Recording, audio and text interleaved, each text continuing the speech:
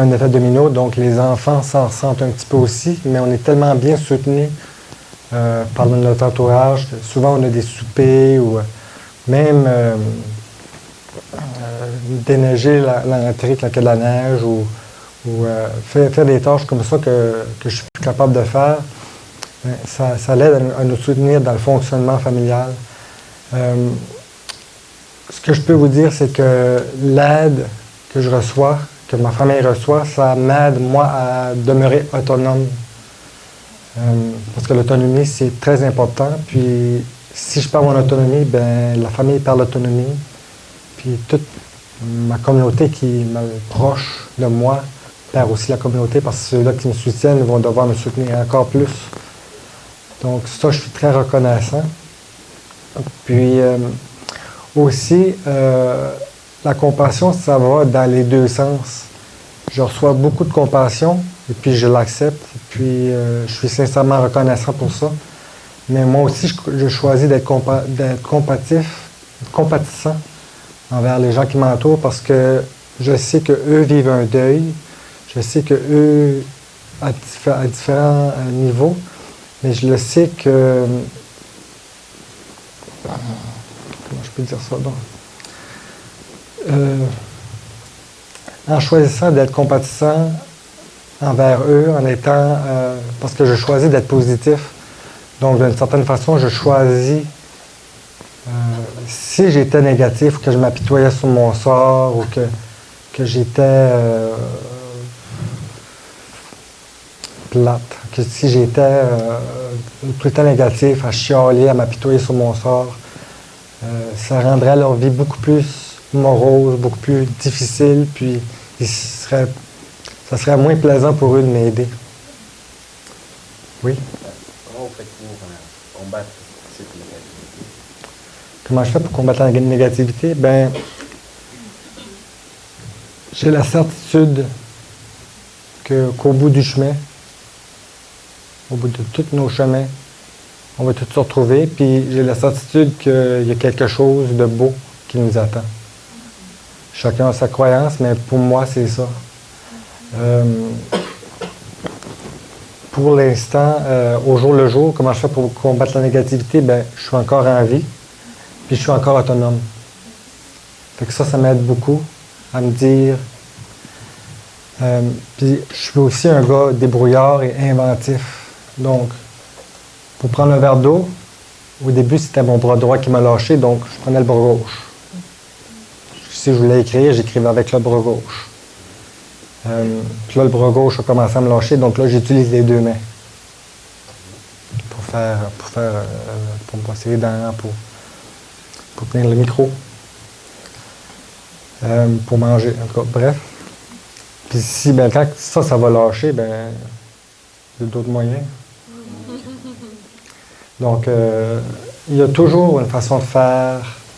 Puis, si je n'avais pas un entourage pour m'aider, me soutenir, pour m'écouter, pour m'aider à cheminer là-dedans, ben,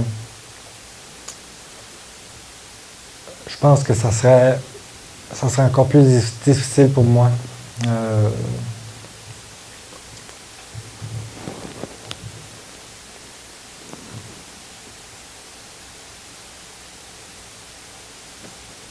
C'est beau le silence. Oui? Vous parliez de chacun qui vous entoure qui a à faire son deuil. Est-ce que dans les premiers temps, pour l'annoncer aux gens, est-ce qu'il y avait des difficultés particulières ou il y avait des joies particulières dans ce partage de la nouvelle? Ben, comme j'ai dit tantôt, je suis quelqu'un qui a une mentalité plus positive que négative.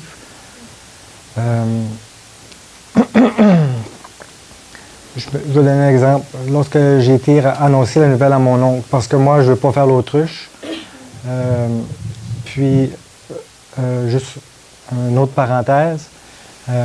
Lorsque nos filles, on a 2 filles en bas âge, lorsqu'elles vont nous poser des questions, on ne veut pas leur cacher la réalité, on va leur répondre à la juste hauteur de leur compréhension et puis à la juste vérité de leur questionnement.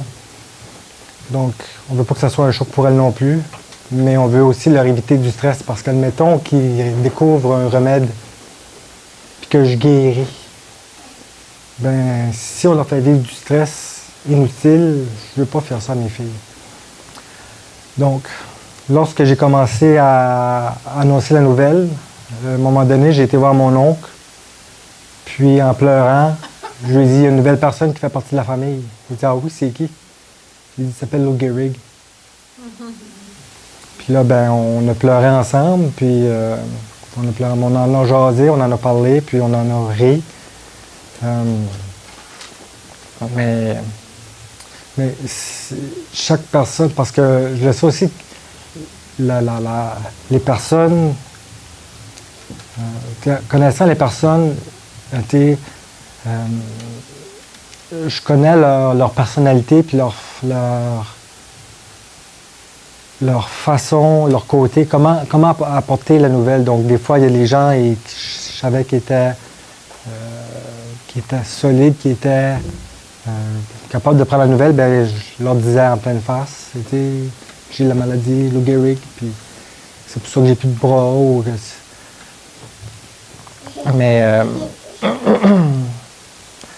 c'est pas quelque chose non plus concret sur les toits. C'est pas... en essayant aussi de rester le plus autonome possible, c'est quelque chose qui vient aussi à faire partie de la vie. Parce qu'au début, ça a été une adaptation pour tout le monde, surtout à la maison. Maintenant, on a comme un quotidien nouveau. Ça demande encore de l'adaptation, mais au moins, dans les étapes du deuil, le choc est passé, puis on est comme en adaptation. Je ne sais pas si j'ai pas mal fait tout le tour de la question. Y a des gens qui ont des questions? Oui? Est-ce que votre maladie vous a donné un nouveau regard sur la vie, dans le sens que, comme des fois on dit, on doit vivre à fond, ou le fait que vous êtes positif, vous dites, peut-être un remède, donc la vie qui j'attends. Ben, j'ai pas mal tout le temps eu ce regard-là sur la vie.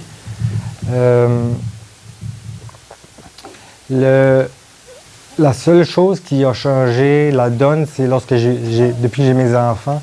Là, je vois la vie autrement, mes priorités ont changé. Puis, moi aussi, j'ai des deuils à faire sur plusieurs points de vue. Les deuils les plus difficiles, c'est faire le deuil de ma conjointe et puis les deuils de mes filles. Ça, pour moi, je pense que je ne pourrais pas les faire, ces deuils-là. Mais la seule façon que je peux me consoler, c'est de vivre avec elle le moment présent le plus souvent possible. Donc, je vis avec elle. Il n'y a pas une activité que je fais sans dire, bon, on pourrait s'amener les filles ou là, on a besoin d'un break, là, on va les amener chez. Parce que souvent, les enfants, ça. Les parents savent ce que je veux dire. Oui. Est-ce qu'il y a des professionnels de la santé qui t'aident à gérer ta maladie au jour le jour? Bien, on m'a offert, je le sais que c'est disponible, mais pour l'instant, moi, j'en ai pas besoin parce que j'ai tellement un regard positif, puis je vois les opportunités qui s'offrent malgré les difficultés, malgré les défis. Il y a quand même une façon de voir, de se faufiler, puis de voir la chose autrement que la maladie. Une chose aussi que j'ai pensé lorsque le neurologue m'a annoncé la nouvelle, je me suis tout de suite dit, je ne suis pas la maladie, je suis plus que ça. C'est quelque chose qui m'arrive, mais je ne prends pas l'étiquette. Puis ça fait en sorte que je reste une personne entière et je ne suis pas que l'étiquette de SLA. C'est encore la question? Est-ce que j'ai pas répondu? Oui, oui. Je sais pas peut-être de la physiothérapie. Oui, ça oui, aide peut-être à gérer. Je sais Ben, quand on savait pas, quand on cherchait ce que j'avais, j'ai été voir un neurologue, j'ai été voir un psychologue. Excusez. Physiothérapeute, un chiropraticien, j'ai vu ostéo.